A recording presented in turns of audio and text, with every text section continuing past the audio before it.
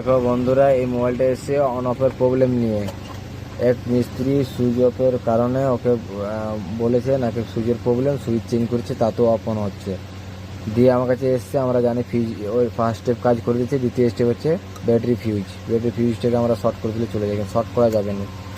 Short করার কারণ হচ্ছে বিভিন্ন রকম হয়। এক, ব্যাটারি ফুলে যাবে, ওভার ভোল্টেজ তখন বা কেটে যাবে। আমরা ফিউজটা নিজেরা তৈরি করে দেখো, এটা সরু সুই দিয়ে 2-4-5 পেঁচ ঘুরিয়ে দিবে জাম্পার তারকে, ঘুরে করে দিয়ে কাঁচি দিয়ে কাটবে, কাঁচি দিয়ে কেটে ফ্রিজটাকে দেখবে ফ্রিজটা কীরকম তৈরি করছি তোমরা দেখে নেবে, একবার দেখে নাও। আর কিছু করতে হবে না।